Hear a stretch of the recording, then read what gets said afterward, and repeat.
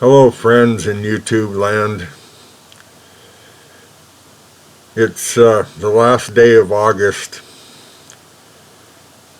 and I'm really feeling pretty good tonight. I was able to reach a resolution with the story that I'm working on. I've got a lot invested into it. I've been working on it for almost a year. It's my book called The WEIGHTMAN House Seance.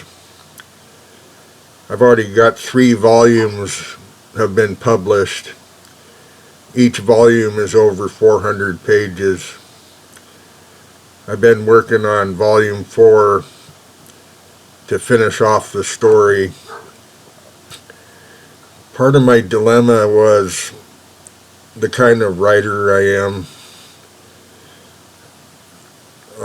Often a writer like me is referred to as a pantser, because the way we write our stories is by the seat of our pants. We just sit down and start typing up and making up the story as we go.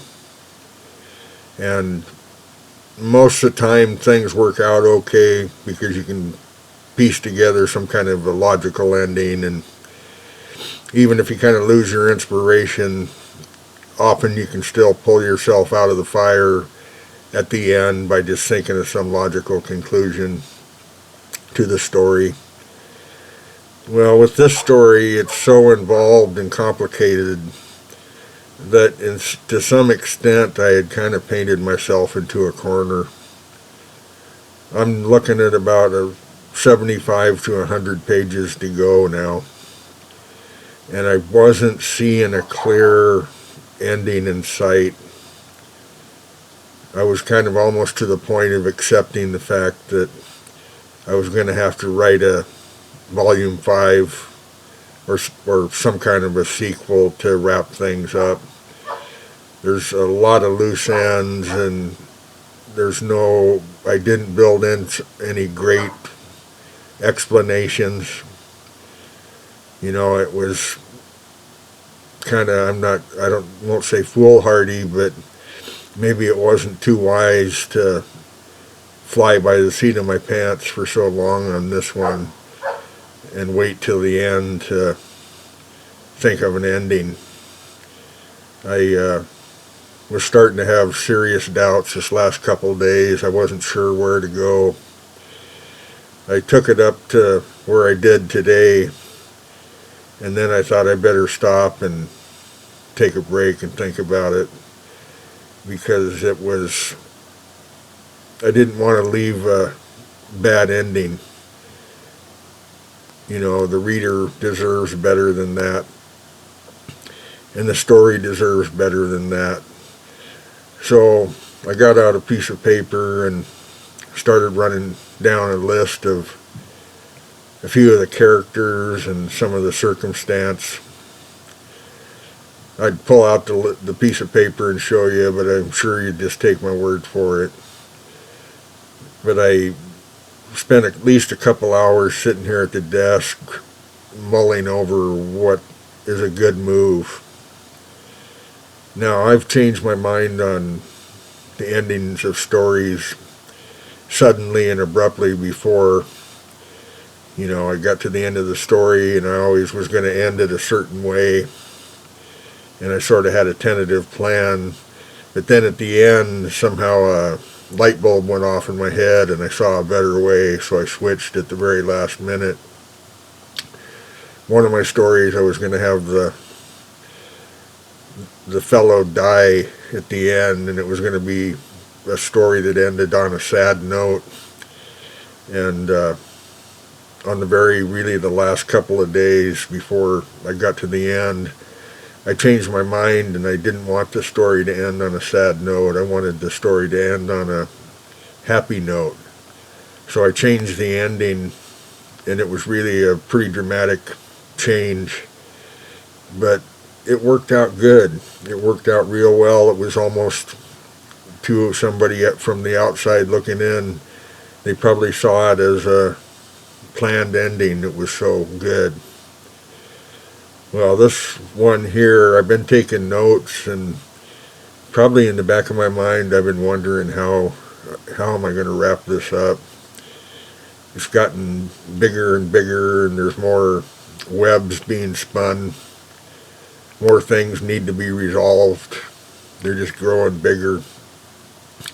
I even wondered if I'd have to cut off 50 pages and go back and start writing again to see if I could figure out an alternate way to work it toward an ending.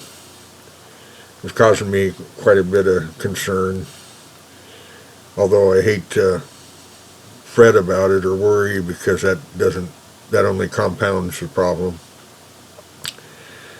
So today I wrapped up a section, and I was going to just take some time off, kind of think about it, and reviewed some notes. I even got on the computer and reread some passages that had occurred.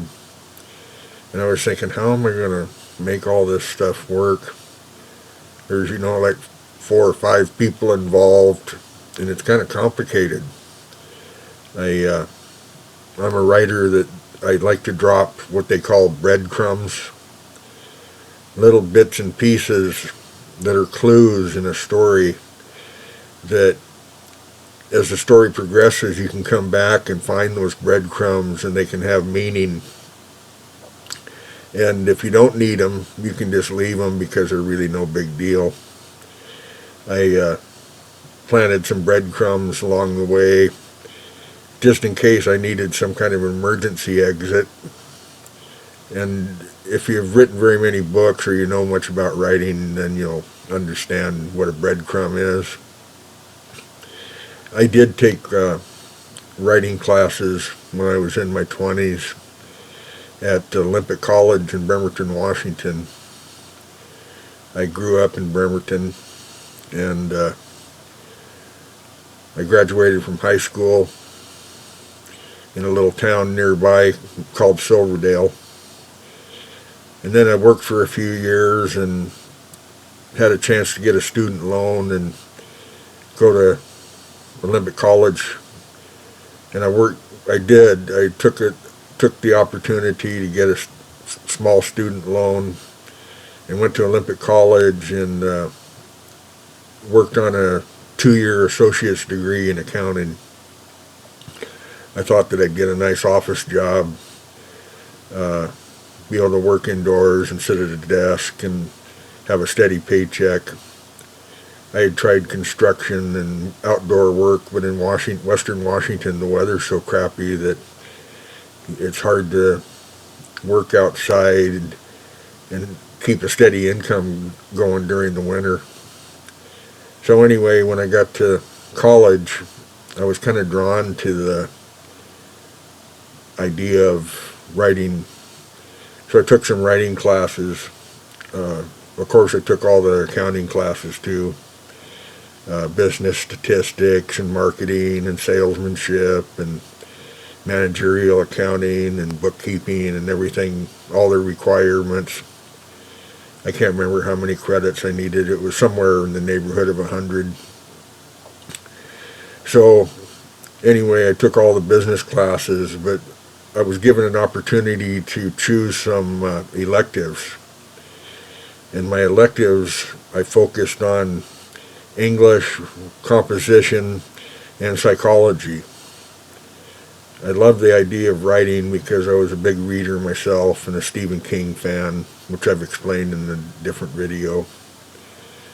And psychology I always found was so interesting too. What makes people tick? Why do people do the things they do? And there's a lot of strange people in the world, and the psychology kind of gave an insight into how and why they think the way they do. Well, my psychology teacher was really an unusual guy named Mr. Dahl, and he was an older guy, and he actually worked in Washington State Psychiatric Hospital. He had been an orderly or something there. It's been a long time, so I don't remember exactly what he told about himself. But he worked in the Western Washington mental hospital, basically. And it was funny because he was a bald-headed guy, real tall, lanky, probably close to 60 years old. And he actually looked like he could have been a patient at the mental hospital. And I always thought it was funny because when I went into the class, my first impression was, this guy looks like somebody that was from a mental hospital, a patient. Anyway, I gave him a chance because I had no other choice. And I've always thought that most people were pretty good if you give them a chance. So over time, I found out he was very soft-spoken and very super nice guy, really smart, and it made me learn that you don't judge somebody by their looks, because he had a heart of gold, really a great guy. I liked psychology so much I took another class, Psychology 202, just to pursue it. It wasn't going to help me in my bookkeeping or my accounting particularly, but it was just interesting to study the way people think and what drives them, emotions, how they affect our lives and our relationships, all that kind of stuff. Very valuable information. But I took the English classes and the composition, and I was real lucky to get a couple of very good teachers that really got me fired up and inspired. I can't recall their names at this time, but one was a young guy, a young teacher, and then the other one, his name I do recall, Mr. Morgan, was an older man, and he was experienced. He had been a newspaper reporter and a writer for a newspaper, so he knew his stuff. And I wrote and wrote and wrote and wrote there. We were required to write certain kinds of assignments from different perspectives, kind of a little taste of all the different writing styles. And we were also allowed to create our own original stories, and both of them were really encouraging. They'd put a lot of notes on my work and give me a pat on the back, tell me to keep it up. Well, anyway, eventually I graduated and moved on. Unfortunately, after I graduated, I got a job driving a truck. You know, and a guy's got to make a buck, so that's where I went, was where the money was. The accounting came in handy for me later in life when I went into professional sales, but that's a story for another video. I got sidetracked on my topic tonight. I was going to explain about how I reached a conclusion for my story, the WEIGHTMAN House Seance. All I can tell you is I'm keeping the ending to myself. If you want to know how the WEIGHTMAN Seance story ends, you'll have to buy the book to read it. It's my flagship, and I've worked real hard on it, and I believe it's one of my best 2 or 3 stories. And if I ever have a chance to be discovered or have a book achieve any kind of notoriety, I think that the WEIGHTMAN House Seance is one of them. So anyway, I just was feeling so good that I wanted to share my feelings tonight, so I thought I'd jump up here and make a quick video just to tell you that I reached a good resolution for my story today by just sitting down in some intensive brainstorming. And the moral is that if you sit down and want something to happen, 9 times out of 10, it will. Thanks for stopping by, and I'll see you another time.